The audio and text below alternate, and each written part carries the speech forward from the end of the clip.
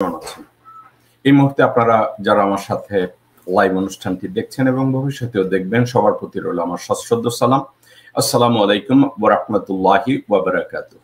অন্য ধর্মাবলম্বী ভাই ও বোনেরা, আপনাদের প্রতিও রইল আমার দেশপ্রেমের শুভেচ্ছা, ভালোবাসা এবং আন্তরিকতা। হোপফুলি আপনারাও সবাই ভালো আছেন। দর্শকবৃন্দ, আজকের আমি দুই তিনটা বিষয় নিয়ে কথা বলবো। দুই তিনটা বিষয় নিয়ে কথা বলার আগে আমি ইন্ট্রোডাকশনে একটা কথা আমি বলতে চাই। বাংলাদেশে রাজনীতি করার অধিকার কার আছে বা কার নাই, এটা আমরা যদি বলি নাগরিক হিসাবে বাংলাদেশের রাজনীতি করার অধিকার সবার আছে, কথাটা সত্য। এটা আমার কথা না, এটা আধুনিক রাষ্ট্রবিজ্ঞানের জনক জেমস উইলফোর্ড গার্নার এই কথা বলেছে, সক্রেটিস, অ্যারিস্টটল, প্লেটো সবাই এই কথা বলেছে যে জন্মসূত্রে প্রত্যেকটা মানুষেরই দেশে রাজনীতি করার, দেশের ভালো মন্দ বিচার করার দায়িত্ব এবং অধিকার সবার আছে। কিন্তু একটা কথা পাশাপাশি আপনাদেরকে আমি বলে রাখি, সে কথাটা কি? সেই ওয়েতে জেমস উইলফোর্ড গার্নার একটা কথা বলেছে, একজন নাগরিক যখন রাষ্ট্র বিরোধী কর্মকাণ্ডে চিহ্নিত হয়, কনভিক্টেড হয়, প্রমাণিত হয়, এবং কোন নাগরিক যদি রাষ্ট্র বিরোধী কর্মকাণ্ডকে নিজের পেশা হিসাবে বেছে নেয়, দেন ওই নাগরিকের নাগরিক অধিকার আর থাকে না যে সে ওই দেশে রাজনীতি করবে। কোন একজন মানুষ যদি আইনের ভাষায় বলি that if someone get convicted of crimes in moral turpitude, then that individual should not be involved in politics by any means whatsoever. There is no exception. এখন একটা কথা কি আমরা বলতে পারি, the parameter of crimes in moral turpitude আইনের ভাষায় নৈতিক স্খলন যেটাকে বলে, আমি যদি আপনাকে ঠান্ডা মাথায় নৈতিক স্খলন কোনটা, আপনারা রাজনীতিকে পেশা হিসাবে নেয়ার পরে ওই পজিশনটাকে ব্যবহার করে অর্থনৈতিকভাবে লাভবান হয়েছে, নিজের কুচরিত্রকে, অসৎ চরিত্রকে, ফর এক্সাম্পল আপনারা অপরাধটাকে কিভাবে নিতে পারেন, পরকীয়া বা একাধিক সম্পর্ক বা নারীদের সাথে সম্পর্ক বা অন্য কোনো সম্পর্ক, আপনারা যদি ইনভলভ হন কোন একজন ব্যক্তি রাজনীতি নিয়ে, ওটাকে বলে নৈতিক স্খলন। তো এক্ষেত্রে বিভিন্ন ভাবে সংজ্ঞায় একটা ক্রাইমসকে ডিসক্রাইব করা হয়েছে যে ওইসব ব্যক্তিরা রাজনীতি করার অধিকার রাখবে না। এখন আপনারা অনেকেই বলতে পারেন, ভাই আপনি আমেরিকায় থাকেন, ডোনাল্ড ট্রাম্পের মতো লোকজন ক্রাইমস করে তো আবার রাজনীতি তো দূরে থাকছে, তো আবার প্রেসিডেন্টও হয়। এখানে একটা জিনিস হয়, সেটা কি জানেন? This is a country where execution of law is being guaranteed straight 75, 80%, even 90%. Donald Trump যখন হোয়াইট হাউস থেকে বেরিয়েছে, তার এগেনস্টে কতগুলো মামলা হয়েছে, কিভাবে হিয়ারিং করেছে, আপনাদের এটা চিন্তা করার কোনো কারণ নাই যে ডোনাল্ড ট্রাম্প ওখান থেকে এবার বেরোলে সে যদি হাজতের ভিতরে যায়। এখন আমি বলছি না আমেরিকান আইন পারফেক্ট, ইউরোপিয়ানদের আইন পারফেক্ট, আমরা মানুষের দিকে তাকাবো কেন? আমাদের নিজস্ব কেন একটা স্ট্যান্ডার্ড তৈরি হবে না? আজকের কথাগুলো কেন বলছি? আজকে তাকায় দেখেন আমার হেডলাইন কি, দুর্নীতিতে ভরপুর বিএনপির আচরণ ফেরেস্তা সম, ভারতের নির্দেশে ইউনূস ঠেকাও যাদের রাজনীতি। এই মুহূর্তে বিএনপির রাজনীতি বলতে যা আছে, তার উদ্দেশ্য জনগণ না, তার উদ্দেশ্য দেশ না, তার উদ্দেশ্য ধর্ম না, যার উদ্দেশ্য ইন্ডাস্ট্রি ডেভেলপমেন্ট না, যার উদ্দেশ্য জনগণের কল্যাণ না, যার উদ্দেশ্য ধর্ম বিশ্বাসকে অটুট রাখা না, তাহলে বিএনপি রাজনীতি কি? বিএনপির রাজনীতি হলো আপনাদেরকে বলদ বানানোর জন্য 31 দফা নামক একটা প্রেমপত্র, যার কোনো বাস্তবতা নাই। বিএনপির পরিবারতান্ত্রিক রাজনীতির আদলে, শুধু বিএনপি না, বিএনপি এবং আওয়ামী লীগ পরিবারতান্ত্রিক রাজনৈতিক আদলটা কেমন, ফর এক্সাম্পল দর্শক মধ্যে আপনাদেরকে আমি যদি বলি আপনারা বুঝবেন। ধরেন গোরখতক আব্বাস বিএনপির অনেক বড় নেতা, এখন পরিবারতন্ত্রটা কেমনে ঢুকে, রন্ধ্রে রন্ধ্রে কেমনে ঢুকে একটু তাকায় দেখেন। গোরখতক আব্বাস বিএনপির নেতা, কোন কারণে গোরখতক আব্বাস যদি জয় বাংলা হইয়া যায়, গোরখতক আব্বাসের বউ দাঁড়ায় যাবে বিএনপি জিন্দাবাদ। আবার ওই অশিক্ষিত ওই বেডি যদি আবার জয় বাংলা হইয়া যায়, গোরখতক আব্বাসের ছেলে নামে কইব বিএনপি জিন্দাবাদ। আপনি বুঝেছেন পরিবারতান্ত্রিক বিষাক্ত রাজনীতি কেমনে যায় দেখেছেন। আবার ধরেন বিএনপি কক্সবাজারের মহেশখালীতে ঘুষখোর সালাউদ্দিন আহমেদ নামক এস আলমের বিজনেস পার্টনার, সে যদি কোনো অবস্থায় বক্কাটা হইয়া যায়, তার বউ হাসিনা আহমেদ উঠে কইব বিএনপি জিন্দাবাদ। হাসিনা আহমেদ যদি বক্কাটা হইয়া যায়, তার একটা ছেলে বাইরে বলবো বিএনপি জিন্দাবাদ। তাহলে কি পরিবার পরিবার পরিবার, অর্থাৎ একবার যদি কেউ দীক্ষা নেয়, ওই পরিবারতান্ত্রিক দুইটা রাজনৈতিক দল ওইখান থেকে বের হওয়া যাবে না। আপনারা দেখেন না জাতীয় পার্টির অবস্থা কি হয়েছে? জাতীয় পার্টিও পরিবারতান্ত্রিক, ওই যে এরশাদ গু খাইয়া রাজনীতি শুরু করছে, পরবর্তী সময় তার বউরে দিয়া রাজনীতিতে ঢুকাইছে। রাজনীতি এই পরিবারতান্ত্রিক রাজনৈতিক আদলে এরশাদ বক্কাটা কইরা দিছে নিজের বউ। এখন বউ যখন বক্কাটা হয়েছে, তার বাড়িঘর ভাঙ্গা হয়েছে, এরশাদের ভাই তারা বলছে কুকুরুতু আমি আমি আমি আমি জাতীয় পার্টির চেয়ারম্যান। এটা হচ্ছে বর্তমান বাংলাদেশ। এখন কেউ যদি ধানের শীষ পায়, ওই ধানের শীষের নেতৃত্ব ওইখানে শেষ হবে না, তারও পরিবার, তারও ছেলে পান। এই পরিবারতান্ত্রিক এই বিষাক্ত কালচার আমাদের দেশে এস্টাবলিশড হয়েছে। আপনি দেখেন না, ওই যে ইন্ডিয়ার সবচেয়ে বড় দালাল আমির খসরু মাহমুদ চৌধুরী, এই হারামজাদা যদি বক্কাটা হয়, তার বউ দাঁড়ায় বলবে জিন্দাবাদ। তার আবার দ্বিতীয় স্ত্রী আছে কোন জায়গায়, সেও এসে বলবে জিন্দাবাদ। তারাও যদি বক্কাটা হয়, ওইখান থেকে ইসরাফিল বাইরে বলবে জিন্দাবাদ। ইসরাফিলও যদি না থাকে, তার যে অবৈধ মাইয়া আমেরিকায় আছে তানিয়া, সে দাঁড়ায় বলবে জিন্দাবাদ বিএনপি। এখন আপনারা বলবেন ভাই আপনি এই প্রসঙ্গটা টানলেন কেন? একটা কারণে, তারা যে ফেরেস্তার মতো আচরণ করে। আমি দেখলাম গোরখতক আব্বাস একটা কথা বলছে। দর্শকবৃন্দ, ধরেন গোরখতক আব্বাস ভৌগোলিক অখণ্ডতা নিয়ে কথা বলছে, কিন্তু এই গোরখতক আব্বাসকে যদি আমি জিজ্ঞাসা করি, আব্বাস মিয়া ভৌগোলিক ভাবে এই সরকারের হাতে দেশ নিরাপদ না, স্বাধীনতার 53 বছরে বাংলাদেশের ভৌগোলিক সীমারেখার উপরে আপনি কতটা লেখাপড়া করেছেন? আমি স্পেসিফিক আব্বাস আপনার কাছে জানতে চাচ্ছি।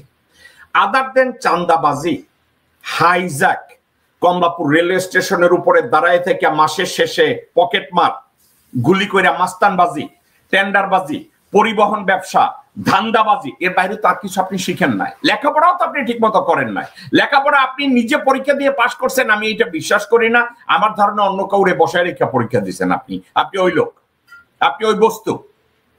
এখন আপনি বলছেন এই সরকারের হাতে দেশের ভৌগোলিক সীমারেখা নিরাপদ না। কিসের উপরে বেস করে আপনি এই কথাটা বলেছেন? করিডোর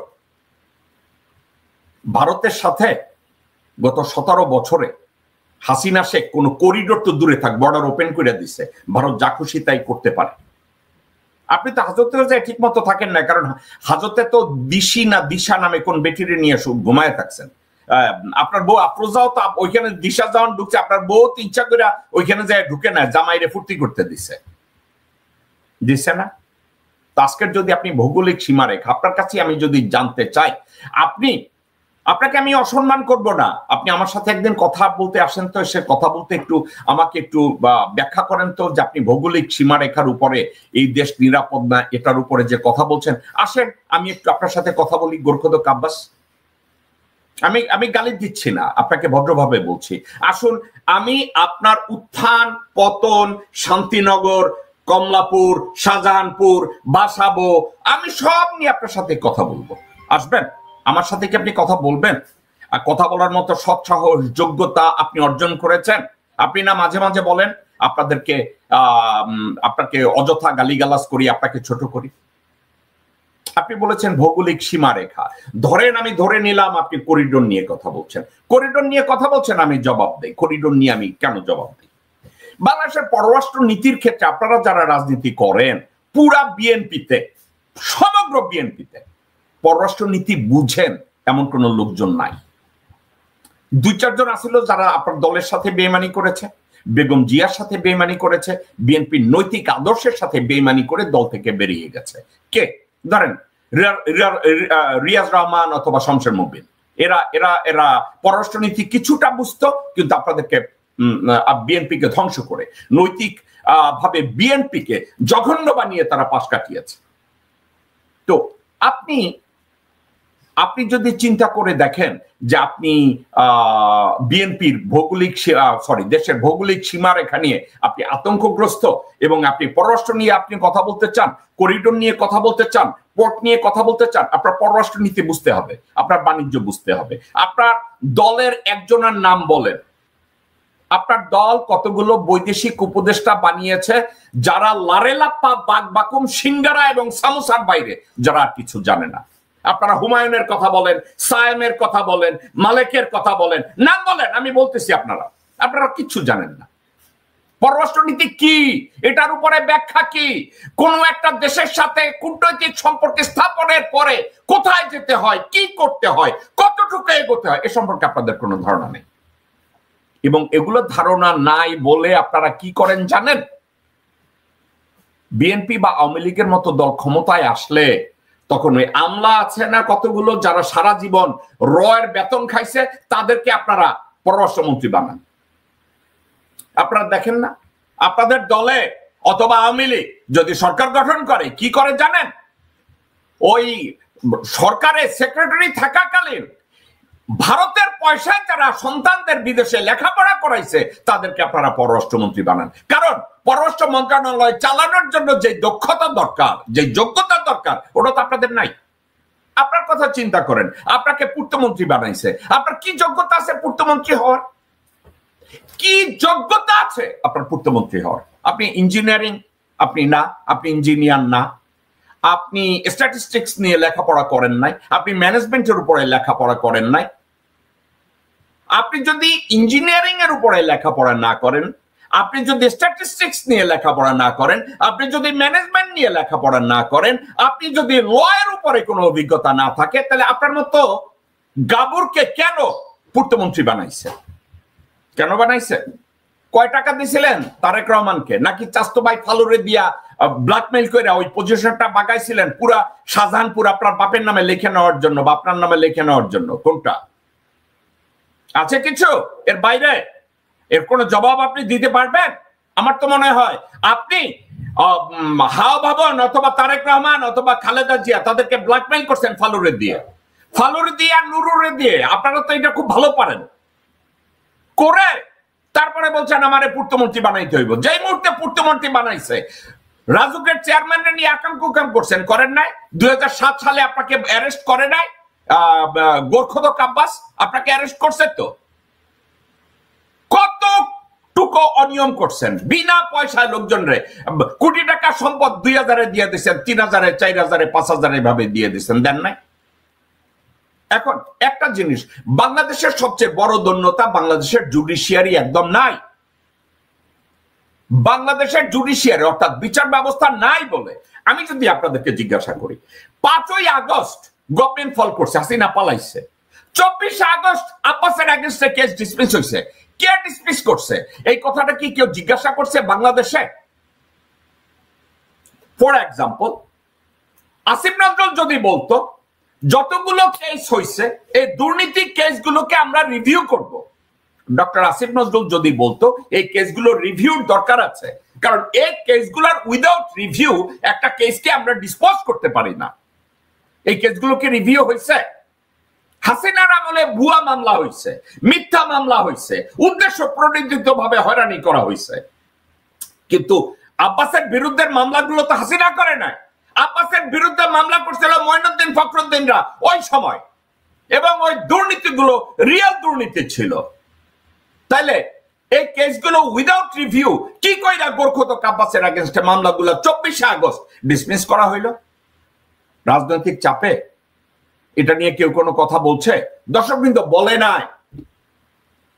মির্জা আব্বাস রাজুকের চেয়ারম্যানকে সহ পূর্তমন্ত্রী থাকাকালীন সরকারি সম্পত্তি ভূমিদস্যুতার মাধ্যমে নিজে লিখিয়ে নিয়েছে, ঠিক যেভাবে বসুন্ধরার শাহ আলম যেভাবে নিয়েছে। তো মির্জা আব্বাস বাংলাদেশের রাজনীতি কি করে? সে আবার ভৌগোলিক সীমানার কথা বলে, নিরাপত্তার কথা বলে। যেই বেটা ঢাকার জমি জমা নিজের নামে লেখে নেয়, ঢাকার সরকারি সম্পত্তি বাপ দাদার সম্পত্তি হিসাবে বলে, এই কুত্তার বাচ্চা আবার বলে যে ভৌগোলিক অখণ্ডতা এই সরকারের কাছে নির্ভর করা যায় না। দর্শকবৃন্দ, আমার গালির দিকে খেয়াল করেন, একটু চিন্তা করে দেখেন, যেই লোকের সামনে সরকারি সম্পত্তি নিরাপদ না, বাপদাদার নামে চালায়া দেয়, সেই লোক ভৌগোলিক সীমারেখা নিয়ে কথা বলে, দেশের সীমানা নিয়ে কথা বলে। ওর হাতে যদি ক্ষমতা যায় তো পুরা বাংলাদেশের কথা বলবে যে পুরা বাংলাদেশ ওর বাবার পৈতৃক সম্পত্তি। এই যে গোরখতক আব্বাস। তো এখন এই গোরখতক আব্বাসকে কারা বাজারজাত করতেছে? ভারত বাজারজাত করতেছে, নিজে বাজারজাত করতেছে, আওয়ামী লীগের লোকজনরা বাজারজাত করতেছে। আমি যখন গোরখতক আব্বাসকে নিয়ে আমি কথা বলি, আপনারা কি জানেন আমাকে কারা গালি দেয়, আমার সম্পর্কে কারা ট্রল বানায়, কারা বকওয়াস করে? আওয়ামী লীগের লোকজনরা। আব্বাসের পিছনে আওয়ামী লীগের সমর্থকদের অভাব নাই। আওয়ামী লীগের যে সাইবার ইউনিট, তারা এখন আব্বাসের জন্য কাজ করে। আপনারা কি জানেন?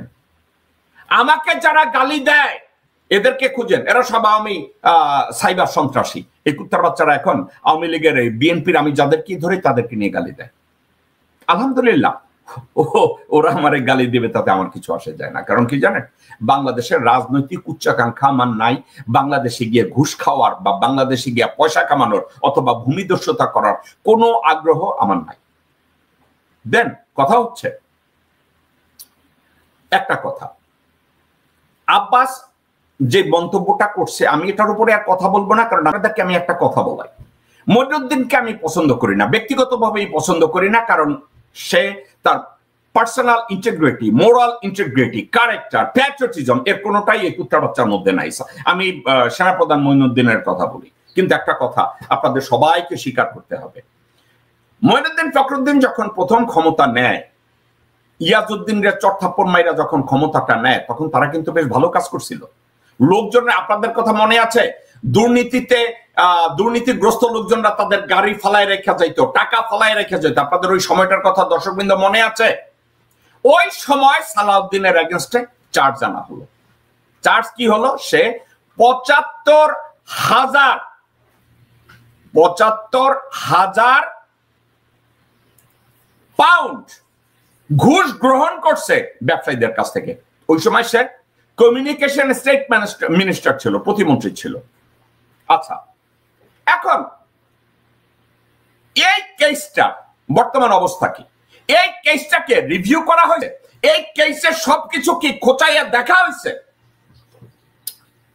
এই সালাউদ্দিনের এগেইনস্টে তৎকালীন সরকার ওই সময় কোনো আওয়ামী লীগ বিএনপি কেউ জাতীয় পার্টি কেউ ক্ষমতায় ছিল না, ওই সময় মনিউদ্দিন ক্ষমতায় ছিল, ওই সময় ফখরুদ্দিন ক্ষমতায় ছিল।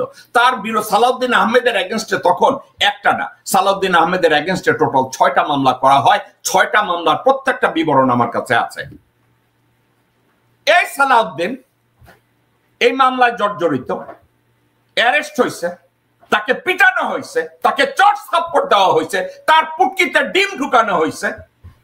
না, এটা গতানুগতিক ভাই, আপনারা বললেন আমি গালি দিতেছি না, এটা ওই ডিবি অফিসে গেলে, বাংলাদেশের আর্মি ইন্টারোগেশনে গেলে আয়না ঘরে ঢুকে তাদের পুটকিতে ডিম ঢুকায়, ইলেকট্রিক শক দেয়, নুডুল লগে ইলেকট্রিক লাগাই দেয়। এটা বাংলাদেশের কালচার, এর পরিবর্তন করে নাই ভাই। তো সালাউদ্দিনের সাথে ওইটা করা হয়েছে। এখন সালাউদ্দিনের কাছে কে দুর্নীতি নিয়ে কেউ কোনো একটা ইন্টারভিউ করছে যে তুমি হুবড়ি এই ৭৫,০০০ পাউন্ড ঘুষ নিছিলা বিজনেসম্যানদের কাছ থেকে, তুমি যখন এইখানে এখন বাকবাকুম আর কুকুরুতু দাও, তোমার দুর্নীতিগুলো নিয়ে তুমি কথা বলো না কেন? দুর্নীতিগুলো নিয়ে তুমি কেন কথা বলো না? সালাউদ্দিনের এগেনস্টে 8 তারিখ 9 তারিখে তার সম্পর্কে এই যখন এই কেসগুলা একের পর এক মামলা শুরু করা হইলো, আপনি কি জানেন মিলিটারি ইন্টারোগেশনের সময় সালাউদ্দিন অনেক অপরাধ স্বীকার করেছে? আপনারা কি জানেন এই সালাউদ্দিন বলেছে সব দুর্নীতির ভাগ সে তারেক রহমানকে দিছে, বেগম জিয়াকে দিছে? আপনি কি জানেন এই সালাউদ্দিন মিলিটারি ইন্টারোগেশনের সময় বহু কথা বলেছে যেগুলো বিএনপির বিরুদ্ধে যায়, বিএনপির নেতার বিরুদ্ধে যায়, দলের বিরুদ্ধে যায়? সালাউদ্দিন আহমেদ এই কাজটা করেছে কেন করেছে? যদি সালাউদ্দিন আহমেদ কমিটেড লিডার হয়, যদি সালাউদ্দিন আহমেদ ধোয়া তুলসী পাতা হয়, সালাউদ্দিন আহমেদ ওখানে বসে বসে কেমনে স্বীকার করে হ্যাঁ আমি অন্যায় করছি, হ্যাঁ আমি এই ঘুষ নিছি? সে তো স্বীকার করছে। তাইলে এই সালাউদ্দিন এখন কোন মোরাল অথরিটি নিয়ে এখন রাজনীতি করতে আসে? গণতন্ত্র নিয়ে কথা বলতে আসে। বাট হারামজাদা, তোর কাছে তো দেশের, তোরে কমিউনিকেশন স্টেট মিনিস্টার বানাইছে, তো ওই মন্ত্রণালয় তো তোর কাছে সেট ছিল না। হারামজাদা গাবর, আপনি কি জানেন সালাউদ্দিন কাদেরকে নিয়ে তখন সাহায্য করেছে? সালাউদ্দিন, আপনারা মনে করেন না এস আলম এখন থেকে তৎপর, সালাউদ্দিন এস আলম তখন থেকে তৎপর। সালাউদ্দিনের বিজনেস পার্টনার ছিল কে?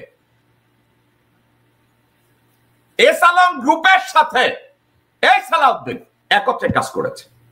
আপনাকে আমি ঠান্ডা মাথায় বলি, এই সালাউদ্দিনের এক এমপ্লয়ি এ যখন শিলংয়ে অ্যারেস্ট হয়েছে, সে যখন শিলংয়ে, তখন সালাউদ্দিনের সাথে এক লোককে ওই শিলংয়ের হোটেলে দেখা গেছে। ওই লোকের নাম শফিকুর রহমান শফিক। শফিক, হ্যাঁ, আমি এটার উপরে গতকালকে একটা শো করেছি। আমি বলেছি যে ডক্টর খলিলুর রহমান আমেরিকান নাগরিক না, ডক্টর খলিলুর রহমান বাংলাদেশের জন্মসূত্রে নাগরিক এবং বাংলাদেশের একজন বোনাফাইড সিটিজেন, হাইলি কোয়ালিফাইড শিক্ষায় এবং যোগ্যতায়। তার একটা বালের যোগ্যতা সালাউদ্দিন তো নাই। সে ডক্টর খলিলুর রহমানকে বিদেশি নাগরিক বইলা বাংলাদেশের পক্ষে কথা বলা শুরু করছে। এখন দর্শকবৃন্দ, আপনাদের সম্মানে ডক্টর খলিল একটা মন্তব্য করেছে, এটাকে আমি এখন আপনাদের সামনে পোস্টার হিসাবে দেই।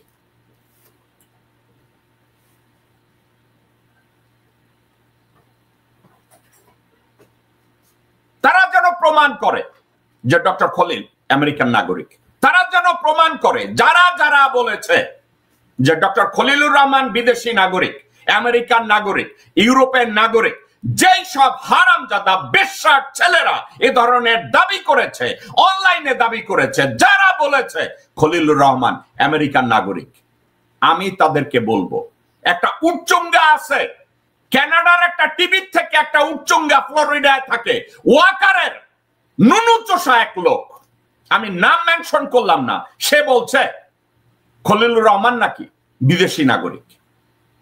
এবার আমি যদি এই হারামজাদাকে আমেরিকা মামলা করে তারপরে যদি তারে দাঁড় করাই দেয় আদালতের মধ্যে, আমি দেখতে চাই ওর পুটকিতে কয়টা আড্ডি আছে। ওর আর এক অপরাধী, সেটা তো কানাডায় থাকে। এই ব্যাটারে তো আমি ঘাট ধরে আমেরিকার আদালতে উঠাইতে পারবো না। একটা কথা আমি বলি, বাংলাদেশের ফেভারের জন্য আমার কেউ ভাই না, বোন না, বন্ধু না, আত্মীয় স্বজন না। বাংলাদেশের সাথে বেইমানি করবা, সে আমার শত্রু। বাংলাদেশের অস্তিত্বের উপরে কেউ শত্রুতা করবা, সে আমার শত্রু। এতে আমার কাছে দ্বিতীয় কোনো ব্যাখ্যা আমার কাছে নাই। আমি যাদেরকে আজকে বকা দিচ্ছি যে টিভিতে বসে খলিলুর রহমানকে যারা বিদেশি নাগরিক বলছে, চোর সালাউদ্দিন যাকে বিদেশি নাগরিক বলছে, গোরখদ কাব্বাস যাকে আমেরিকান নাগরিক হিসাবে ব্যাখ্যা করছে, ইন্টারনেট টেলিভিশন প্রোটোকলে বসে কানাডায় বসে আর ফ্লোরিডায় বসে যারা খলিলুর রহমানকে আমেরিকান নাগরিক বলছে, আমি তাদের মুখ বন্ধ করতে চাই না, এটা তাদের গণতান্ত্রিক অধিকার, তারা এটা নিয়ে কথা বলবে, কিন্তু বেশি বেড়েন না। ঘাটটা ধরে নিউ ইয়র্কের কোর্টে হাজির করায় দিন, বেশি বেড়েন না। এত ওস্তাদ আপনারা না। Doctor Khalilur Rahman bona fide Bangladeshi citizen. Doctor Khalilur রহমানের শিক্ষাগত যোগ্যতার ধারে কাছেও আপনারা নাই। ডক্টর খলিলুর রহমানের এক্সপেরিয়েন্সের অভিজ্ঞতার ধারে কাছেও আপনারা নাই। ডক্টর খলিলুর রহমান যদি এক ফোঁটা পেশাব করে, ওটার যোগ্যতা আপনাদের নাই। তো ঠান্ডা মাথায় যারা বলছে যে সালাউদ্দিনের মতো লোকজনরা, দর্শক কিন্তু একটা কথা শুনলে আপনারা হাসবেন, আমিও হাসি। আমি সালাউদ্দিনকে গালি দিছি গতকালকে, তার আগেও গালি দিছি, কারণ এটা একটা হারামজাদা চোর, বদমাইশ। আরে সালাউদ্দিনের সাথে যদি আমি কাউকে তুলনা করি, ওটা হচ্ছে বদি, ওই যে মাদক ব্যবসায় বদি আর বদির বউ, ওদের সাথে সালাউদ্দিনের আমি তুলনা করতে পারি। কারণ সালাউদ্দিন আওয়ামী লীগের আমলেও ব্যবসা করছে। কিভাবে ব্যবসা করছে শুনেন। সালাউদ্দিন 2015 সালের মার্চ মাসে বলছে তাকে, এখানে আপনারা দেখেন এই সালাউদ্দিনের মতো আর একটা বেকুব আছে, রাজিবুল ইসলাম আরিফ। আচ্ছা, রাজিবুল ইসলাম আরিফ, আপনাকে আমি গালি দেব না, আমি এখন একটা লিংক দেই। রাজিবুল ইসলাম আরিফ, আপনি আমার এই স্ক্রিনে আসেন, এসে আপনি আমার সাথে একটু কথা বলেন তো, দেখি আপনার কি যোগ্যতা আছে। আমি আপনার কথার সাথেই আপনার কথার জবাব দেব। রাজিবুল ইসলাম আরিফ, আপনি আসেন। আপনি এখানে আসলে পরে, তারপরে এখানে আপনি কথাবার্তা বলেন আমার সাথে। আপনার যদি যোগ্যতা থাকে, আপনি আপনার যোগ্যতা এবং তথ্য দিয়ে আপনি কথা বলবেন এবং আমি আপনার কথার জবাব দেব। রাজিবুল ইসলাম আরিফ, আপনারা দর্শকবৃন্দ আপনারা দেখছেন, এই রাজিবুল ইসলাম আরিফ, আপনার বাবা যদি একজন থাকে, ধরেন আপনার বাবা একজন, ঠিক আছে, আপনি আসেন আমার সাথে একটু কথা বলেন, আমি আপনার প্রত্যেকটা কথার জবাব দেব। আপনি যে আমাকে রিবার্ট করতে আসছেন, আমি আপনার সৎ সাহসের প্রশংসা করি। এবার আসেন আমার সাথে একটু কথা বলেন, কিন্তু আপনি আসবেন। আমি আপনাকে এখন স্ক্রিনে এটা পাঠাবো, আপনি আসেন আমার সাথে এটা নিয়ে একটু কথা বলেন। আমি জানি আপনি আসবেন না। কেন আসবেন না জানেন? আপনার মা জানেই না আপনার বাবাকে, ঠিক আছে? আপনার মা জানেই না আপনার বাবাকে, রাজিবুল ইসলাম আরিফ, ঠিক আছে?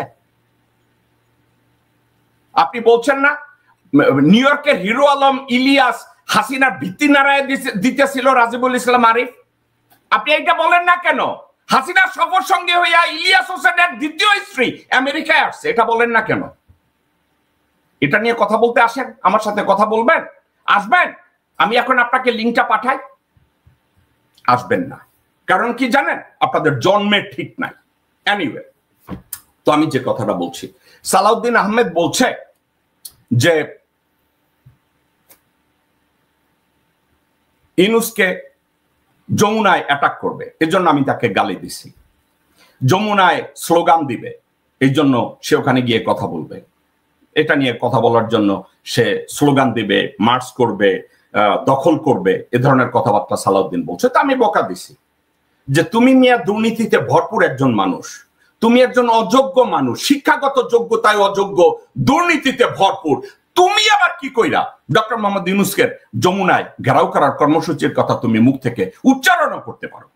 তোমার সাথে আমি তুলনা করি বৌদির বউ। ওকে, আমি যখন এই গালিগালাজ করছি, আপনি কি জানেন এই সালাউদ্দিন কি করছে? আওয়ামী লীগের যে সাইবার সাইডে যারা কাজ করে না ইন্টারনেটে, আওয়ামী লীগের এবং ক্যালকাটায়, শিলংয়ে, ব্যাঙ্গালোরে, কেরালায়, আপনি কি জানেন এই ওয়াকার, গোরখোদক আব্বাস বা যারাই এই সালাউদ্দিন, আমি যখন তাদেরকে গালি দেই তারা কি করে আপনারা কি জানেন? আমার এই গালি দেওয়ার জন্য যত আইপি অ্যাড্রেস আমি দেখি, কেউ শিলংয়ে বসে রয়েছে, কেউ ক্যালকাটায় বসে রয়েছে, আমার গালি দিতেছে। আমি চিন্তা করি, আরে আগে ওয়াকারের গালি দিলে কেরালার থেকে আমার গালি দিত, তাহলে সালাউদ্দিনের গালি দিলাম, এর জবাব আমারে গালি দেওয়ার জন্য, গোরখোদক আব্বাসের পক্ষে গালি দেওয়ার জন্য শিলং থেকে আমারে কেমনে গালি দেয়? আমি একটু অবাক হয়েছি। কেন অবাক হয়েছি জানেন ভাইরা? একটা কারণে অবাক হয়েছি, কারণ আমি যখন ভারতের দোসরদের গালি দেই তখন ওয়াকার গং, এই সালাউদ্দিন গং, গোরখোদক আব্বাস গং, মির্জা ফখরুল গং, আমানুল্লাহ আমান গং, মোহাম্মদ সালাম গং, এরা সবাই একত্র হয়ে যায় জেকবরে থামাইতে হইব। তো জেকবরে দুইটা গালি দেয়, তো জেকবরে গালি দেওয়ার জন্য তারা এই কাজগুলো করে। তো আমার গালি দিল, তাদের উদ্দেশ্য একটা কি? অর্থাৎ ভারতের বিপক্ষে কথা বলা যাবে না, ভারতের কল্যাণ যেটা, ভারতের কল্যাণ কোনটা? ডক্টর মোহাম্মদ ইউনূসকে যে কোনো মূল্যে সরায় দিতে হবে, এটা হচ্ছে ভারতের কল্যাণ। এই মুহূর্তে ভারত এবং বিএনপি এবং আওয়ামী লীগের একটা রাজনৈতিক উদ্দেশ্য, সেই রাজনৈতিক উদ্দেশ্য কি জানেন? ইউনূস হটাও। ইউনূসকে হটানোর জন্য আওয়ামী লীগ সবকিছু করবে, ইউনূসকে হটানোর জন্য বিএনপি সবকিছু করবে। এখন এই বিএনপির ইউনূস হটাও আন্দোলনে তারা কাকে ব্যবহার করছে জানেন? গোরখোদক আব্বাস, মির্জা ফখ, এই চোর সালাউদ্দিন, এদেরকে ইনভেস্ট করছে। কি জন্য? আব্দুল আউয়াল মিন্টু, তাবিত আউয়াল, ইশাক, এদেরকে ইনভেস্ট করছে। জেকবের গালি দাও, জেকবের গালি দিলে কি হবে? জেকবের গালি দিলে জেকব যদি থামে, এই যে দেখেন না এখানে কতগুলো, একটা লোক আমারে গালি দিতেছে, আমি তাদেরকে বলি যে ভাই আমি গালি দেই, এই জন্য আমারে গালি দিবা, আসো আমারে মুখামুখি গালি দাও। আমি এই যে এখানে বলি, দেখেন এরা বলছে যে জেকবরে গালি দেই, তো দাও আমার এখানে আসো। আমারে যদি গালি দেয়, একজনে একটা কথা বলছে, আমি ভদ্রলোকের কথার প্রশংসা করি, বলছে আমি জেকব মিল্টন ইউনূসের দালাল। আমি কেন ইউনূসের দালাল জানেন? কারণ আমি বাংলাদেশের দালাল। বাংলাদেশ যদি ঠিক মতো দেশের অস্তিত্ব রক্ষা করে, দেশের সার্বভৌমত্ব রক্ষা করে, দেশটাকে ফিক্স করে, সংস্কার করে, আমার দেশটা যদি ইউরোপের একটা দেশের মতো দাঁড়ায় যায়, আমি ইউনূস না, যে কেউ করুক আমি তার দালাল হয়ে যাব। আমি এতে দোষের কিছু দেখি না দর্শকবৃন্দ, আমি এতে দোষের কিছু দেখি না। আপনারা যদি 2 দিন পরে বলেন আমি ইউনূসের দালাল, আমার কোনো অসুবিধা নেই। আপনারা যদি বলেন আমি বাংলাদেশের দালাল, আমি লজ্জা পাই না, আমি গর্বিত যে আমি বাংলাদেশের দালাল। বাংলাদেশের পক্ষে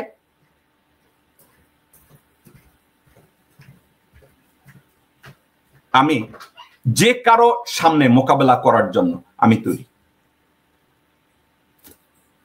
একটা কথা অনেকে বলে যে ভাই আপনি মির্জা গোরখোদক আব্বাস এবং সালাউদ্দিন এদের সম্পর্কে আমি যা বলছি, এদের আকাম কুকাম সম্পর্কে আমি যা বলছি, আপনারা এটা প্রমাণ দিয়ে, আপনারা আসলে প্রমাণ চান? প্রমাণ আমার কাছে আছে। আমি 1000 পেজ এখন আপনাদের সামনে এই যে কমপ্লেন, এগুলো আমি স্ক্রিনে দেখাইতে পারবো না, কিন্তু আপনারা প্রমাণ চান, আমি আপনাদেরকে প্রমাণ করার কথা বলি। মেট্রোপলিটন ম্যাজিস্ট্রেট কোর্টে চলে যান, মির্জা আব্বাসের এগেনস্টে 2007 সালে যে কয়টা মামলা হয়েছে, মামলার কপিগুলো নিয়ে আসেন এবং আমার কাছে এসে বলেন যে কপিগুলোই আপনারা আমার সাথে কথা বলেন। কিন্তু আপনারা যাবেন না। কেন যাবেন না? এই যে এখানে একজন দেখেন, একটা বিশ্বাস ছেলে আছে, তার নাম হচ্ছে হোসাইন এমডি শাকিল। হোসাইন এমডি শাকিল বলছে সালাউদ্দিনের এসব না আমি সরি ভাই, হোসাইন আব্দুল শাকিল আমি আপনার কাছে মাপ চাই, আপনি এটা বলেন নাই। মির্জা আব্বাস, মির্জা ফখরুল সবগুলো নদীর পোলা, বাংলাদেশের শত্রু। আমি ভাই আপনার সাথে একমত। আমি সরি বললে আপনার বক্তব্যটা আমি স্ক্রিনে দিলাম। শাকিল আমি আপনার সাথে একমত, আমি আপনার সাথে পুরোপুরি একমত। এরা বাংলাদেশের শত্রু, আমি আপনার সাথে একমত ভাই। আমি আমার কথাটাকে ভুল বুঝেন না। যেমন অনেকে বলে যারা প্রমাণ চায়, আমি তাদেরকে বলবো আপনারা প্রমাণের জন্য, আমি আমেরিকায় বসে যদি এগুলো সব বের করতে পারি আপনারাও পারবেন। আপনারা ঢাকা মেট্রোপলিটন ম্যাজিস্ট্রেট কোর্টে যান এবং ট্রাইব্যুনালে গিয়ে আপনারা চান ওখানে আব্বাসের এগেনস্টে যে মামলাগুলো, সালাউদ্দিনের এগেনস্টে 2007 সালের যে মামলাগুলো, ওইগুলো সত্যি ছিল, ওগুলো খুঁজে বের করেন।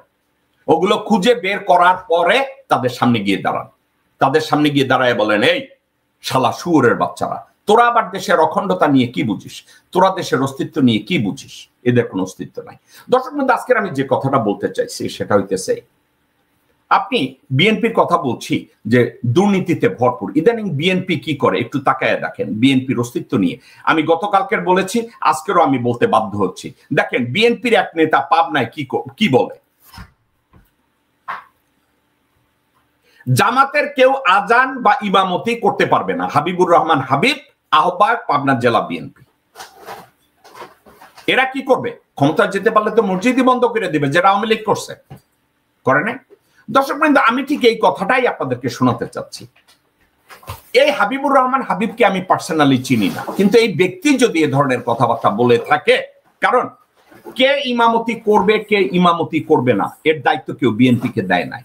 তো বিএনপি এখন কথায় কথায় কি করছে? সার্বিকভাবে চেষ্টা করছে তারা যাতে বাংলাদেশ থেকে ইসলামকে ধ্বংস করতে পারে। আবার তাকায় দেখেন, এই একটা লোকের দিকে তাকায় দেখেন, এই লোক এখন দাবি করতেছে যে সে ঢাকার মহানগরীর মেয়র হবে, অথচ সে কার সাথে আনন্দ ফুর্তি করতেছে? চঞ্চল চৌধুরী। এই চঞ্চল চৌধুরী কে? চঞ্চল চৌধুরী হইছে খালেদা জিয়ার বাসার সামনে দাঁড়াইয়া যে ডিম মারতে গেছিল, তার সাথে সে ছবি তোলে, দেখছেন কয়েকদিন আগে।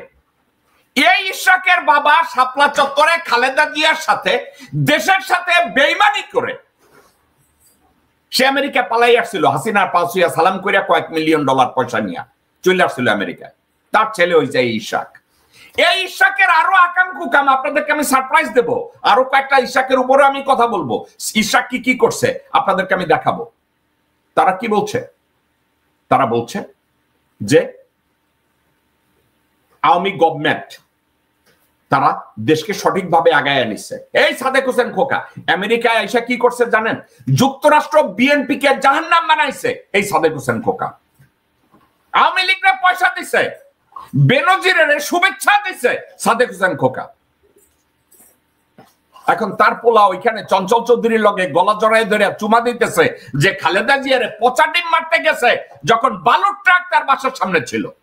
এখন ইশরাক মেয়র হওয়ার জন্য পাগল হয়ে গেছে। গোরখোদ কাব্বাস তার পক্ষে এখন সাফাই গাইতেছে।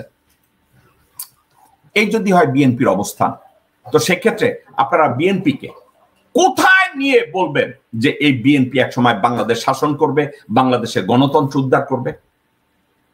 আপনি আমাকে বলেন কোন জায়গায় আপনারা দাঁড় করাবেন?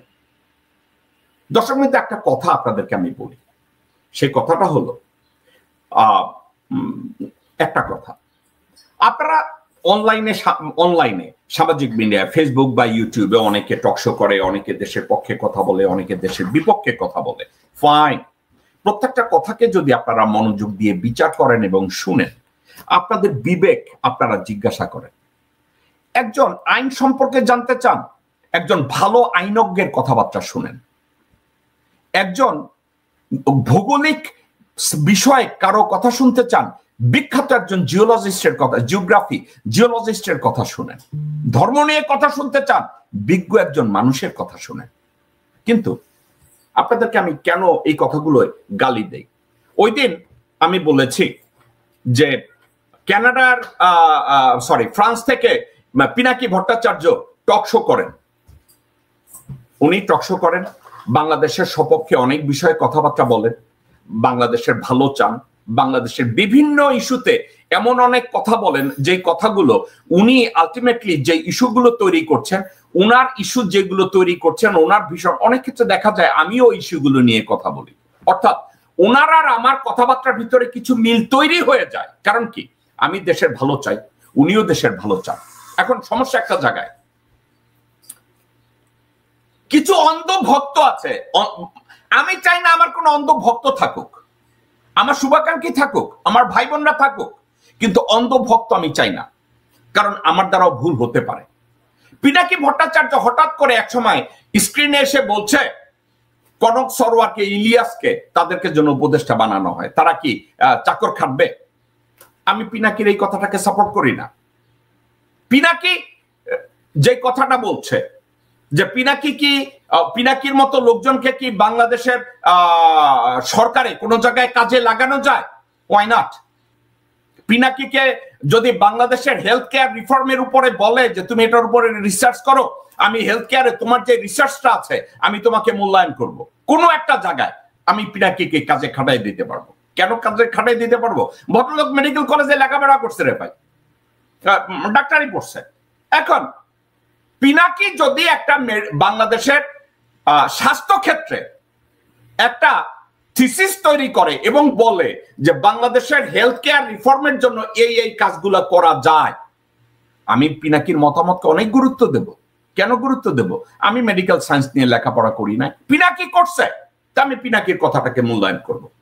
এখন আপনারা যদি বলেন কনক সরোয়ারকে মূল্যায়ন করবো, কনক সরোয়ারকে দিয়ে জীবনে কোনো জায়গায় হবে না, না দুর্গা পূজা হবে, না সরস্বতী পূজা হবে, না কোনো মিলাদ মাহফিল হবে।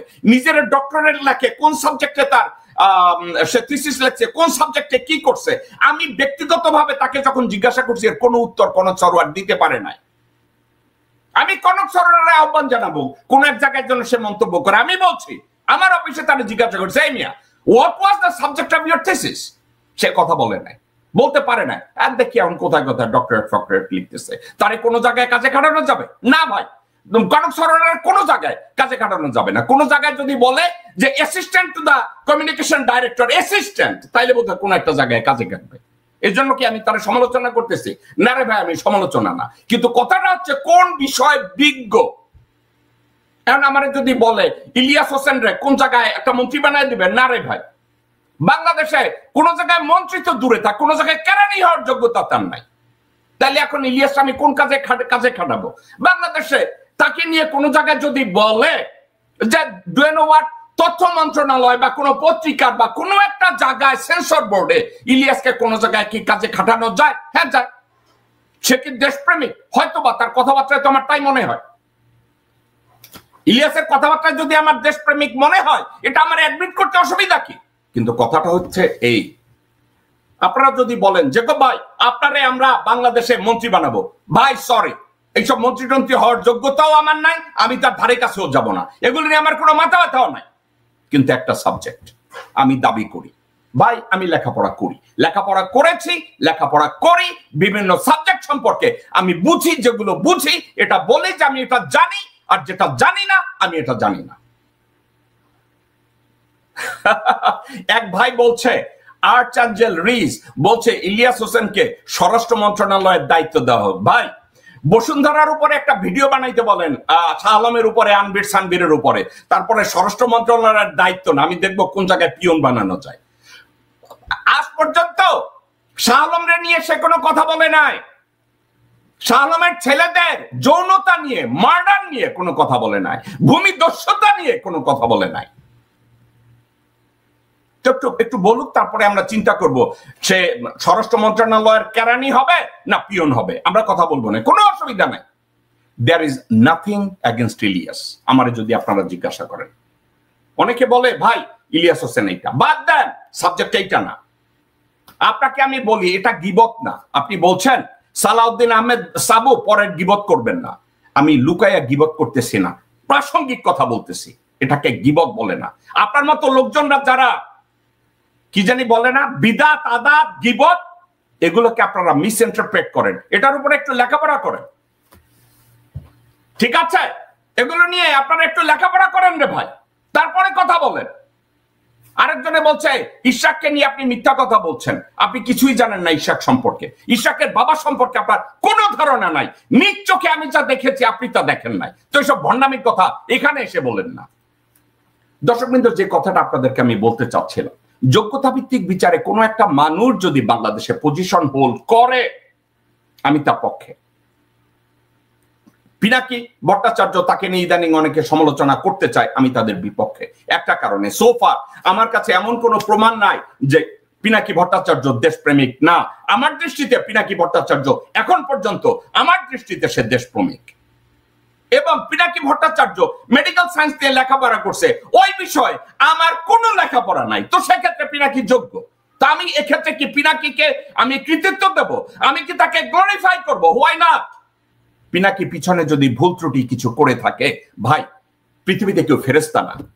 পিনাকি যদি বলে থাকে সে বাংলাদেশের একজন প্যাট্রিয়ট এবং বাংলাদেশের উপরে কাজ করে, কত সময় নষ্ট করে এক একটা ইভেন্ট তৈরি করে, যা কিছু করে, আমি তার কাছে কৃতজ্ঞ। সে বাংলাদেশের পক্ষের একজন মানুষ।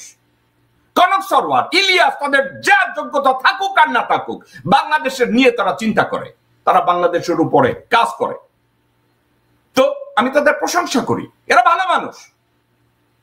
এখন একটা কথা, আমি ভালো মানুষ, এখন আমি ভালো মানুষের অর্থ এইটা না যে আমারে দিয়ে ডক্টর খলিলুর রহমানকে রিপ্লেস করানো যাবে, আমারে দিয়ে ডক্টর ইউনূসকে রিপ্লেস করানো যাবে, এ ধরনের চিন্তা যারা করেন আপনারা ঠিক না। আপনাদেরকে একটা জিনিস চিন্তা করতে হবে, যোগ্যতা ভিত্তিক বিচারে যাকে যেখানে বসানো দরকার বাংলাদেশকে ঠিক মতো আগায় নেওয়ার জন্য, আমি এটার পক্ষে। বাংলাদেশের উন্নতি হবে, আমি তাদের পক্ষে। আমি ইলিয়াসকে এই জন্য পছন্দ করি কারণ ইলিয়াসের মাথায় একটা জিনিস ঢুকেছে, সেটা কি জানেন? ভারত আমাদের শত্রু। ইলিয়াস এটা বুঝেছে, কনক বুঝে নাই। কনক দুদিন পরে রয়ের কোলে বৈশা ওরে ফ্যাট শরীরটা লইয়া সুমা খাইব। কনককে বিশ্বাস করেন না, ইলিয়াসকে করেন, কারণ ইলিয়াস ভারতের পক্ষে না। ইলিয়াস খুব ভালো করে জানে ভারত কারা, স্টাডি করে দেখছে ভারত, এই জন্য ইলিয়াস মাঝে মাঝে চিল্লায় ভারতের পক্ষে যারা যাইবেন আমরা তাদের বিপক্ষে। আমিও সত্য, আমি এটাকে সাপোর্ট করি। তো এই ক্ষেত্রে ইলিয়াস যদি বলে যে ভারতের পক্ষে যারা যাইবেন, প্রথম আলোর পক্ষে যারা যাইবেন, আমি তাদেরকে নোট করে রাখতেছি, হালেলুয়া, আমি ইলিয়াসের পক্ষে, আলহামদুলিল্লাহ। এখন কথাটা হইতেছে এই ইলিয়াস, পিনাকি, এদেরকেও বলবো, গোরখদক আব্বাস শাহ আলমের দোসর। গোরখদক আব্বাস শাহ আলমের সামনে শিশু। শাহ আলম হয়েছে বাংলাদেশের সবচেয়ে বড় ভূমি ক্রিমিনাল। তার সম্পর্কে একটা ভিডিও বানাও রে ভাই, তার ছেলের কর্মকাণ্ড সম্পর্কে ভিডিও বানাও। বানাচ্ছ না কেন? ইলিয়াস বানাচ্ছে না কেন? পিনাকি বানাচ্ছে না কেন? কনক সরওয়ার বানাচ্ছে না কেন? তারা এটা নিয়ে কথা বলে না কেন ভাই? ওইখানেই কি তোমাদের মুখে কলা দিয়ে দিছে? এগুলো নিয়ে একটু কথাবার্তা বলো, কথাবার্তা বললে তারপরে আলাপ আলোচনা করো, কোনো অসুবিধা নাই। আমারে গালি দিবা, দাও রে ভাই, কোনো অসুবিধা নেই। তো সাবজেক্টটা হচ্ছে, একজনে আমাকে লিখছে যে রয়ের কোলে, এই কথাটা কে লিখছে? এক ভদ্রলোক লিখছে,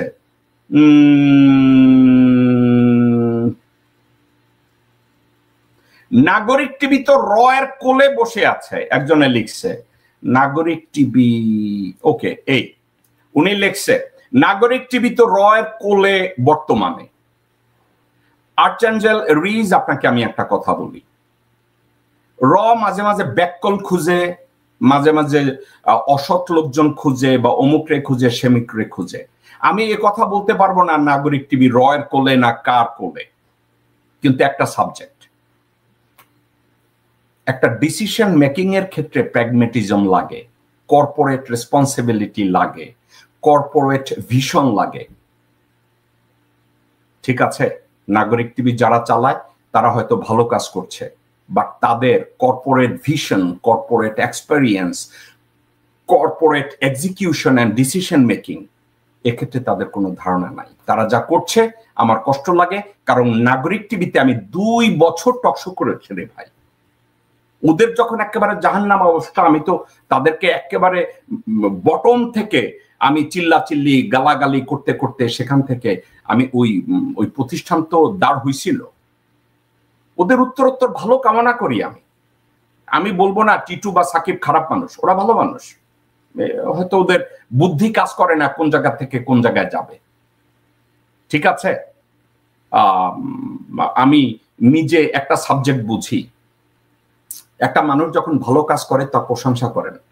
এখন আপনারা আমাকে বলবেন নাগরিক টিভি খারাপ করছে, না আমি এটা বলবো না। তারা আমার পক্ষে কথা বলবে বা আমি অন্যায়ভাবে একটা কাজ করলে সেটাকে সাপোর্ট করবে, এটা ঠিক না। আমি নাগরিক টিভির টিটু রহমান এবং সাকিবকে পজিটিভ হইতেই দেখি। তারা একটা ভুল পথে আছে, হয়তো তারা কোনো একটা সময় ঠিক পথে ফিরে আসবে। ঠিক আছে, সাবজেক্টগুলো এই। আর এখন আজকের যে কথাটাকে আমি আলোচনাটাকে শেষ করব সেটা হচ্ছে এই, বিএনপি বর্তমানে দুর্নীতিতে ভরপুর একটা রাজনৈতিক দল।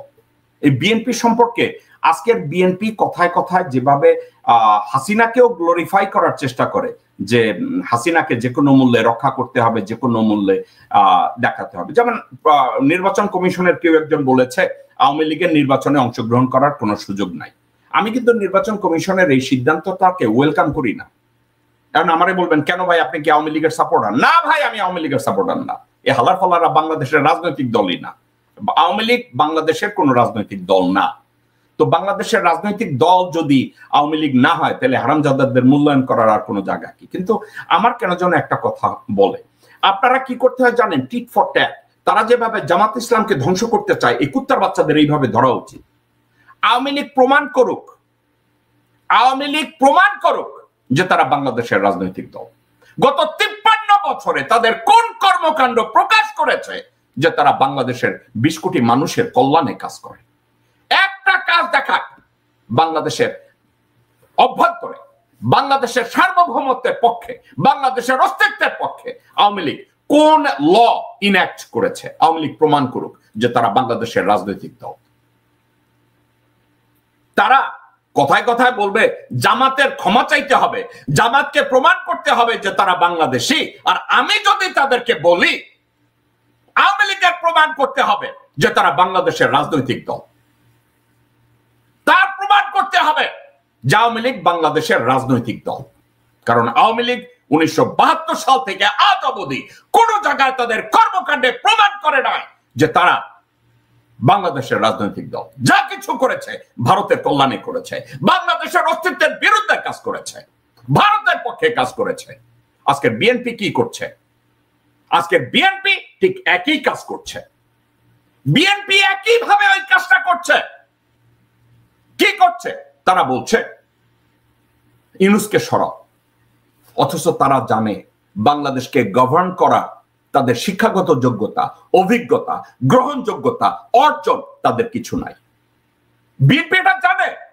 বিএনপি ভারতের এই অ্যাডভেঞ্চার তারা জানে, তাদের এই টার্গেট তারা জানে।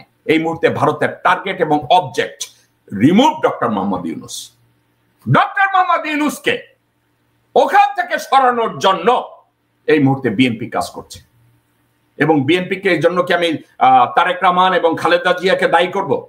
খালেদা জিয়া এবং তারেক রহমান তো দলের নিয়ন্ত্রণে নাই, দলকে নিয়ন্ত্রণ করছে হাফ ভারতীয় নাগরিক মির্জা ফখর, গোরখোদক আব্বাস, আব্দুল আউয়াল মিন্টু, আমানুল্লাহ আমান, আমির খসরু মাহমুদ চৌধুরী, এই রয়ের হারামজাদা সালাউদ্দিন, এরা ইকবাল হোসেন টুকু, সামা ওবায়দ এবং রুমিন ফারহানা, এরা বিএনপিকে নিয়ন্ত্রণ করছে। আপনারা চিন্তা করেন না বেগম জিয়া এবং তারেক রহমান এই মুহূর্তে বিএনপি নিয়ন্ত্রণ করছে? নো ওয়ে হেল। বিএনপিকে নিয়ন্ত্রণ করার ক্ষমতা, শারীরিক অবস্থান তাদের মা ছেলে কারোই নাই। ঠিক আছে, তাদেরকে প্রতিদিন ধমক দেওয়া হয় তার দলের লোকজনরা। ফালুকে দিয়ে ধমক দেওয়ানো হয়, ফালুর ভাই নুরুকে দিয়ে ধমক দেওয়ানো হয়, ব্ল্যাকমেইল করানো হয়, ইশরাককে দিয়ে ব্ল্যাকমেইল করানো হয় প্রতিনিয়ত। বেগম জিয়া এটা জানেন, বেগম জিয়া এটা জানেন, বেগম জিয়া এটা জানেন বলে শুনেছেন রাজপথে যখন থাকার কথা ছিল তারা তখন থাকে নাই। কে থাকে নাই? আমি স্পেসিফিক আমি বলছি দর্শক বৃন্দ, স্পেসিফিক সাদেক হোসেন খোকা থাকে নাই, গোরখোদক আব্বাস থাকে নাই, ফালু থাকে নাই, আব্দুল আউয়াল মিন্টু থাকে নাই, মওদুদ আহমেদ থাকে নাই, আফরোজা আব্বাস থাকে নাই, আমানুল্লাহ আমান থাকে নাই, মোহাম্মদ সালাম থাকে নাই। সব বেঈমানের গোষ্ঠী, সব বেঈমান। আমির খসরু মাহমুদ চৌধুরী থাকে নাই, সব বেঈমান, মুনাফিক, ফাসিক। এরা বেগম জিয়ার সাথে বেঈমানি করেছে, জিয়া রহমানের আদর্শের সাথে বেঈমানি করেছে, দেশের সাথে বেঈমানি করেছে। আজকে ভারতের প্রেসক্রিপশনে তারা ইউনূস হটাও আন্দোলনের জন্য জান বিলিয়ে দিচ্ছে এবং সেখানে যোগ হয়েছে রয়ের তৈরি সালাউদ্দিন। দর্শকবৃন্দ, একটা কথা আপনারা সালাউদ্দিন সম্পর্কে একটু চিন্তা করে দেখেন। 2015 সালে মার্চ মাসের 10 তারিখে হঠাৎ করে বলল যে কেউ এসে তাকে ওখান থেকে গ্রেফতার করে নিয়ে গেছে, তারা বলছে ডিবিতে নিছে, এবং সে 2-3 দিন পরে সে নিজেকে আবিষ্কার করছে শিলংয়ে, মেঘালয়ের একটা শিলংয়ে সে নিজেকে আবিষ্কার করছে। দর্শকবৃন্দ, আপনাদেরকে একটা কথা সালাউদ্দিন সম্পর্কে আমি বলি, কথাটা মনোযোগ দিয়ে আপনারা শুনবেন, আমি আশাটা করছি। আপনারা যারা সালাউদ্দিনের ভক্ত, যারা বলেন জেকব মিল্টন সালাউদ্দিনকে অযথা গালি দিচ্ছে, আমি চাচ্ছি তারা আমার এই কথাটা মনোযোগ দিয়ে শুনবেন। কেন মনোযোগ দিয়ে আপনারা শুনবেন? কথাটা এত ইম্পর্টেন্ট, আপনারা মনোযোগ দিয়ে শুনবেন। দর্শকবৃন্দ, ধরেন বাংলাদেশ থেকে আপনাদের কেউ কিডন্যাপ করে আমেরিকায় নিয়ে আসছে বা ইউরোপে নিয়ে আসছে, আসার পরে আপনাকে গ্রেফতার করছে যে এই লোকটা অবৈধভাবে আমেরিকায় ঢুকছে। আমেরিকান কনস্টিটিউশন এবং জুডিশিয়ারি একটা কাজ করবে, আপনাকে কোর্টে প্রসিকিউট করার আগে সাথে সাথে আপনাকে একটা অপশন দিবে যেটাকে বলে ভলান্টারি ডিপার্চার। অর্থাৎ তুমি যদি এই মুহূর্তে তোমার দেশে ফিরে যাও, তোমাকে আর আমরা প্রসিকিউট করবো না, যাও তুমি তোমার দেশে ফিরে যাও। দর্শকবৃন্দ, আবার বলি, ভলান্টারি ডিপার্চার। অর্থাৎ সালাউদ্দিন যদি অন্যায়ভাবে ভারতে ঢুকে থাকে, তাকে একটা ফর্ম দেওয়া হয়েছিল, তোমাকে আমরা প্রসিকিউট করব না, তুমি ভলান্টারি ডিপার্চার নিয়ে তুমি বাংলাদেশে চলে যাও। সালাউদ্দিন ওই কাগজে সাইন করে নাই। কেন সাইন করে নাই? কারণ সালাউদ্দিন যে দুর্নীতি করছে, সালাউদ্দিন যে বাংলাদেশে যোগাযোগ প্রতিমন্ত্রী থাকাকালীন লক্ষ লক্ষ কোটি কোটি হাজার হাজার কোটি টাকা দুর্নীতিতে গ্রহণ করছে, এটা সালাউদ্দিন জানে। সালাউদ্দিন কি করছে? না, আমি যাবো না, আমারে প্রসিকিউট করো। মজার কথা, 2018 সালে তাকে তার এই এটাকে কি বলে, ইললিগাল এন্টার, এটাকে বলে enter without inspection, enter without inspection, ঠিক আছে, এটার বলে ইডব্লিউআই, লয়ের ভাষায় ইডব্লিউআই, এন্টার উইদাউট ইন্সপেকশন, তাদেরকে ওখানে ঢোকানো হয়েছে। তো সালাউদ্দিনকে যখন বলছে তুমি ভলান্টারি ডিপার্চার নাও, সালাউদ্দিন ওই কাগজটায় সাইন করে নাই। এরপরে কি হয়েছে এটা শুনেন। তারপরে সালাউদ্দিনকে এই কেসটা ডিসমিস করার জন্য তারে বলছে। এখন সালাউদ্দিন শিলংয়ের যে হোটেলে ছিল, আপনারা শুনলে অবাক হবেন, ওই সালাউদ্দিনের ওই হোটেলের পুরা খরচ দিচ্ছে সাইফুল আলম, অর্থাৎ এস আলম। এস আলমের 2 জন কর্মচারী, মুজিবুর রহমান এবং শফি, এরা প্রত্যেক সপ্তাহে গিয়ে সালাউদ্দিনের লগে শিলংয়ে দেখা করতো, কথা কইতো, আলাপ আলোচনা করতো। একটা কথা মজার ব্যাপার, সালাউদ্দিন যখন এইবার দেশে ফিরলো, সে বলছে সে জানে না তাকে কোন গাড়ি পিক আপ করবে। এটা বলছে না সালাউদ্দিন? এটা যে এস আলমের গাড়ি, এটা সে জানে না? চট্টগ্রাম মেট্রো ঘ 11, 15, 33, সালাউদ্দিন এটা বলছে না? আচ্ছা দর্শকবৃন্দ, আমাকে একটা কথা বলেন, মুজিব এবং শফি এরা প্রতি সপ্তাহে প্রতি মাসে সালাউদ্দিনের সাথে শিলংয়ে গিয়ে দেখা করত। সালাউদ্দিন জানতো এরা 2 জনই এস আলমের কর্মচারী।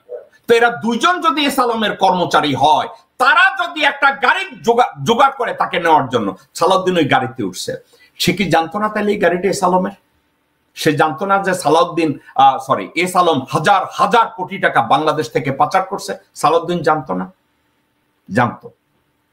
অর্থাৎ দুর্নীতিতে ডুবে থাকা গু খাওয়া হারামজাদা সালাউদ্দিন আজকে যখন সেই ইউনূস সাহেবের যমুনা ঘেরাও নিয়ে কথা বলে, চট্টগ্রাম পোর্ট নিয়ে কথা বলে, করিডোর নিয়ে কথা বলে। সে যখন ইন্ডিয়াতে ছিল সে কোনোদিন টু শব্দ করছে যে ভারত বাংলাদেশের হাসিনা মাগি ভারতকে করিডোর তো দূরে থাক পুরো বর্ডার খুলে দিয়া বলছে সব করিডোর লয়ে এলো, সব পোর্ট লয়ে এলো। আজ পর্যন্ত সালাউদ্দিনকে শুনছেন এই হাসিনার এই করিডোর, ভারতের এভাবে করিডোর দেওয়া, 900 বিঘা জমি দিছে চিকেন নেকের ওখানে, এইটা নিয়ে সালাউদ্দিনকে বলছে শুনছেন এগুলো নিয়ে কথা বলতে? সালাউদ্দিন এগুলো নিয়ে কথা বলে না। আর একটা কথা, কোন দেশ যদি আমার কিডন্যাপ করে নিয়ে যায় তাইলে সালাউদ্দিনের কন্টিনিউয়াসলি উচিত না যে ভারত আমাকে কিডন্যাপ করছে, ভারতের বিরুদ্ধে এই কমপ্লেইন করা হোক, আমি আন্তর্জাতিক আদালতে যাব, এটা বলবে না? একবারও সালাউদ্দিন বলে না যে আমার যে কিডন্যাপ করছে এটা নিয়ে আন্তর্জাতিক আদালতে যাব। সে কি বলছে জানেন? আমি একটা বই লিখবো। আরে হারামজাদা শুয়োর, হারামজাদা গান্ডু, তুই তো ফ্যান্সিলের ব্যবসার যোগ্য না। তুই মিথ্যা কথা কবি সালাউদ্দিন, মিথ্যা কথাটাও তো গুছায় কইতে পারিস না। সালাউদ্দিন, তোমারে কি মিয়া আসলে কেউ কিডন্যাপ করছে না তুমি নিজে গেছো মামলার এই অভিযোগ থেকে এড়ানোর জন্য, যাতে হাজতে যাইতে না হয়? কাহিনী কি? আমার তো মনে হয় তুমি নিজে গেছো সালাউদ্দিন, তোমারে কেউ গুম খুন করে নাই, তুমি নিজে গেছো, নিজে যাইয়া হোটেলে উঠছো। তোমার আওয়ামী লীগের লোকজনরা তোমারে জোগাড় করে দিছে, কারণ এসালমের লগে তো তোমার হট সম্পর্ক অনেক আগের থেকে ছিল।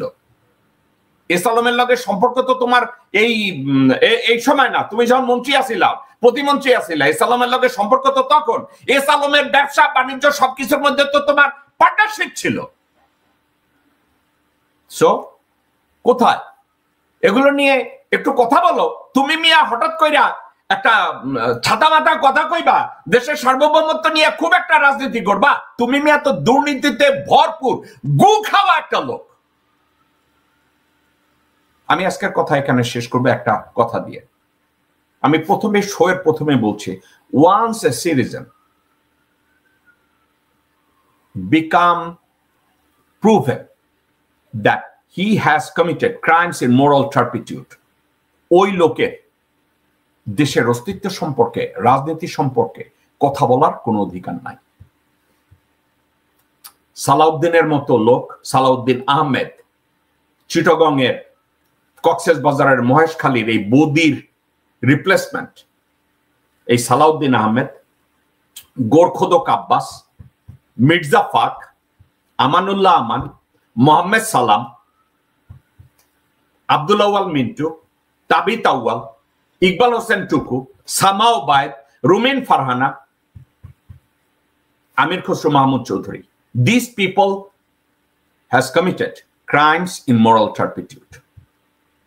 আসিফ নজরুল এবং বাংলাদেশের আইন শৃঙ্খলা রক্ষাকারী বাহিনী আপনাদের দৃষ্টি আকর্ষণ করে আমি একটা কথা বলবো। 2007 সালে যতগুলো মামলা হয়েছে প্রত্যেকটা মামলাকে অ্যাক্টিভেট করুন। প্রত্যেকটা মামলাকে অ্যাক্টিভেট করার পরে কোনো অন্যায় ভাবে না, নিখুঁত ভাবে প্রত্যেকটা মামলাকে রিভিউ করুন, নিরপেক্ষ ভাবে তদন্ত করুন। তদন্তের মধ্যে যদি যার বিরুদ্ধে যত দুর্নীতি পাবেন তাদেরকে রিঅ্যারেস্ট করার ব্যবস্থা করুন। সেটা গোরখোদক আব্বাস হোক, মির্জা ফখরুল হোক, আব্দুল আউয়াল মিন্টু হোক এবং সালাউদ্দিন আহমেদ হোক, যে হোক, এদেরকে বিচারের আওতায় নিয়ে আসেন। এবং আর একটা কথা, নির্বাচন কমিশনের এক কমিশনার বলেছে আওয়ামী লীগ নির্বাচনে আসুক বা আসার জায়গা নাই। আমি ওনার সাথে দ্বিমত পোষণ করি। কেন? আওয়ামী লীগ আজকের যদি বাংলাদেশে মুসলিম লীগের কেউ এসে বলে যে আমি রাজনীতি করব, তার রাজনীতি করতে পারে যদি মুসলিম লীগের ওই নেতার বিরুদ্ধে দেশদ্রোহিতা বা অনিয়মের কোনো অভিযোগ না থাকে এবং সে যদি কনভিক্টেড হয়ে না থাকে। আওয়ামী লীগের কেউ যদি রাজনীতি করতে আসে, এই ক্ষেত্রে নির্বাচন কমিশন এবং আইন মন্ত্রণালয়ের একটা সিদ্ধান্ত নেওয়া উচিত। সেটা কি? আওয়ামী লীগের প্রত্যেকটা এমপি, প্রত্যেকটা মন্ত্রী, ইনক্লুডিং হাসিনা মাগি এবং সমর্থক, অর্থাৎ যারা আছে এদের প্রত্যেকটা লোককে, বেশি না তো 300-400 লোক, এদেরকে ইনভেস্টিগেট করা হোক। এদেরকে ইনভেস্টিগেট করে তাদের এগেনস্টে একটা টেম্পোরারি রেস্ট্রেনিং অর্ডার জারি করা হোক। বলবে এই ইনভেস্টিগেশন যতদিন চলবে তারা বাংলাদেশের রাজনৈতিক কোনো কর্মকাণ্ডে অংশগ্রহণ করতে পারবে না। এটা ফেয়ার। দর্শকবৃন্দ, নিরপেক্ষভাবে আমি আপনাকে বলছি, নিরপেক্ষভাবে আপনাদের বলছি, কি আওয়ামী লীগের সন্দেহভাজন 3 থেকে 400 নেতা কর্মী ইনক্লুডিং হাসিনা মাগি, এদেরকে কোর্টে মামলা দায়ের অথবা ইনভেস্টিগেশন তৈরি করে তাদের এগেনস্টে অ্যাটর্নি জেনারেলের মাধ্যমে একটা টিআরওর অ্যাপ্লিকেশন করে টিআরওটা অ্যাপ্রুভ করা হোক এবং বলবে এই তদন্ত চলাকালীন অথবা বিচারাধীন থাকাকালীন এই ব্যক্তিবর্গ কোনো নির্বাচনে অংশগ্রহণ করতে পারবে না, কোনো রাজনৈতিক কর্মকাণ্ডে অংশগ্রহণ করতে পারবে না। এই কাজটা করলে এর বাইরে যারা আছে তারা যদি আওয়ামী লীগ করতে চায়, জামাত করতে চায়, মুসলিম লীগ করতে চায়, বিএনপি করতে চায়, লেট দেম ডু ইট। কিন্তু তাদেরকেও বলে দেয়া হবে এই নিষিদ্ধকৃত কোনো ব্যক্তির সাথে কেউ যদি কমিউনিকেশন করে, কোঅর্ডিনেট করে, তাদেরকেও নিষিদ্ধ করা হবে। ডক্টর আসিফ নজরুল, আপনি আইন পড়ান, কিছু লেখাপড়া করছেন, আপনি এই সাবজেক্টে সঠিক কাজ করেন, ঠিক আছে? যে মুহূর্তে সঠিক কাজটা করবেন দেখবেন আপনাকে সাপোর্ট করবে। কিন্তু আপনি অনেক ক্ষেত্রে আপনার রোল কেন যেন ধোঁয়াশা, আপনি ওয়াকারের নির্দেশে আপনি মিনিমি হয়ে কাজ করেন, এটা লোকজন এভাবে বলে এবং আমারও সন্দেহ হয় যে আপনি কাজগুলো করেন। আপনি ওয়াকারের পাচাটা কুত্তা, একটু প্রমাণ করেন না যে আপনি পাচাটা কুত্তা না, ভবিষ্যতে আপনাকে লোকজন সম্মান করবে। কিন্তু আপনি যা করছেন আপনাকে লাথিগুতা মারবে। ঠিক আছে? আপনাদের উচিত এখান থেকে বেরিয়ে আসা। দর্শকবৃন্দ, এই ছিল আমাদের শো। ইনশাল্লাহ আগামী বুধবার দিন অন্য কোনো বিষয়ে আমি আপনাদের সাথে কথা বলবো। দর্শকবৃন্দ, একটা কথা আমি কনক্লুড করছি, বাংলাদেশের জনগণ রাজনীতি করবে, ভালো কথা। যোগ্যতা ভিত্তিক বিচারে যতটুকু রাজনীতি নিয়ে কথা বলা সম্ভব ততটুকুই বলা উচিত। আমি যেটা বুঝি না, ফর এক্সাম্পল দর্শকবৃন্দ, আমার কথাটাকে আপনারা বোঝার চেষ্টা করুন। আমাকে যদি ডক্টর মোহাম্মদ ইউনূস কল করে বলে যে জেকব মিল্টন, আপনাকে আমি বাংলাদেশ ব্যাংকের গভর্নর বানাবো, আমি বলবো স্যার আমি এই পদের জন্য যোগ্য না, কারণ আমি ব্যাংকিং সেক্টরের আমি কিছুই জানি না। ঠিক আছে? আমার কথাটা থেকে আপনাদের বোঝা উচিত। অর্থাৎ আমি যেখানে যোগ্য না, খালি 2 পয়সা বেতন পাবো আর পাওয়ার পাবো, এই জন্য আমি ক্ষমতা নেব, এইভাবেই বাংলাদেশকে নিচে নামানো হয়েছে। এটা করা উচিত না। আর আমি অনলাইন অ্যাক্টিভিস্টদের আমি তাদের দৃষ্টি আকর্ষণ করে বলবো, আপনারা সঠিক কথা বলুন, সঠিক কাজটা করুন। কাউকে আব্বা চাচা বানায়েন না। কারো কাছ থেকে পয়সা নিবেন আর একদিকে বলবেন আমি ট্যাক্সি চালাই, এই ধরনের ভণ্ডামি করেন না। কারণ পৃথিবীর মানুষ এখন আর এত বলদ না। তো পৃথিবীর মানুষ সব বুঝে। ভালো কাজ করেন, আমাকে প্রশংসা করার সুযোগ দেন। আপনারা কেউ আমার শত্রু না, আমি আপনাদের প্রশংসা করার জন্য এক পায়ে দাঁড়া। দর্শকবৃন্দ, আপনাদের সাথে কথা বলতে পেরে আমি খুব আনন্দ উপভোগ করছি। আপনাদের সাথে কথা বলা আমার জন্য একটা অনুপ্রেরণা। ইনশাল্লাহ আগামী বুধবার দিন আপনাদের সাথে আবার কথা হবে। আমার জন্য দোয়া করবেন।